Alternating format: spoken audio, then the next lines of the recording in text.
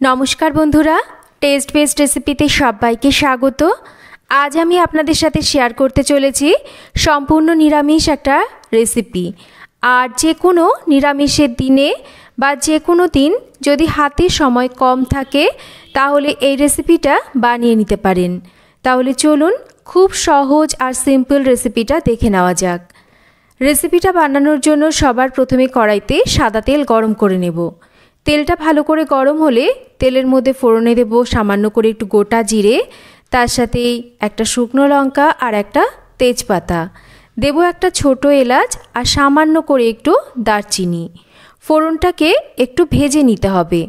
फोड़न थेके जखन फोड़नेर भाजा गन्ध बेरोते शुरू करबे मिहि करे कुचिए नेওয়া सामान्य करे एकटु आदा और अल्प करे एकटु कुचिए नेওয়া काँचा लंका तेलेर ओपर दिए हालका करे एकटु भेजे निচ্ছি।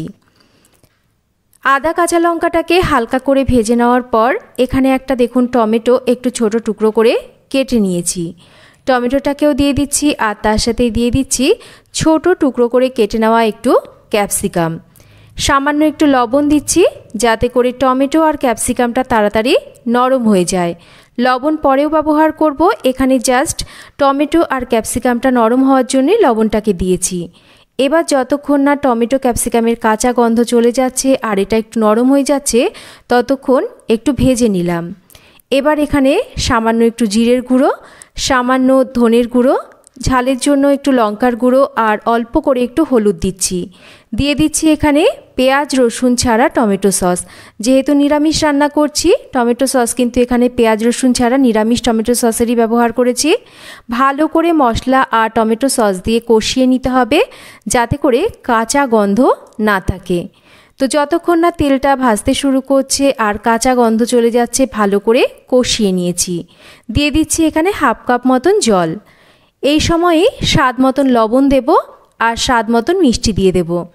ভালো করে মিশিয়ে নেব আর ঝোলটাকে মিনিট দুয়েক একটু ফুটতে দেব। তো ঝোলটা মিনিট দুয়েক ফুটতে থাক ততক্ষণ এখানে দেখুন আমি ছানা নিয়ে নিয়েছি। এটা কিন্তু আমার ঘরে বানানো ছানা, আপনারা চাইলে কিন্তু এই রান্নাটা পনির দিয়েও করতে পারেন।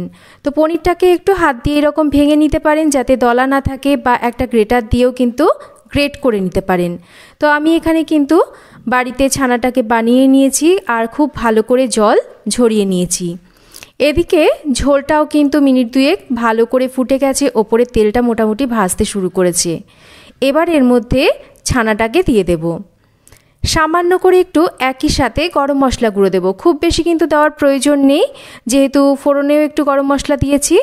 এবার ভালো করে একটু মিশিয়ে নেব আর যতক্ষণ না এক্সট্রা জলটা একটু টেনে যাচ্ছে আর পুরোপুরি এটা ওপরে তেলটা ভাজতে শুরু করছে রান্না করে নিতে হবে।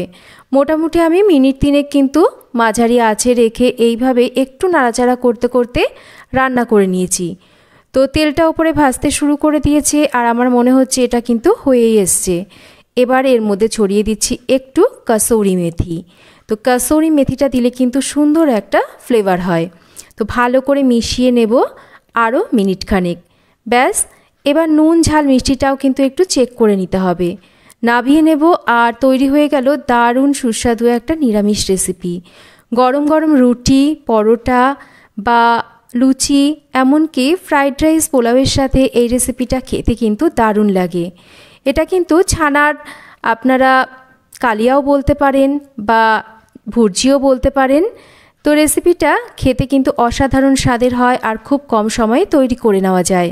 তো আপনারা একবার বাড়িতে বানিয়ে দেখতে পারেন। কেমন লাগলো রেসিপিটা একটা কমেন্ট করে জানাবেন। রেসিপি ভালো লাগলে একটা লাইক করবেন, শেয়ার করবেন আর চ্যানেল যদি সাবস্ক্রাইব করা না থাকে চ্যানেলটাকে সাবস্ক্রাইব করবেন। সবাই ভালো থাকবেন, আবার ফিরে আসবো এইরকমই নতুন কোনো রেসিপি নিয়ে।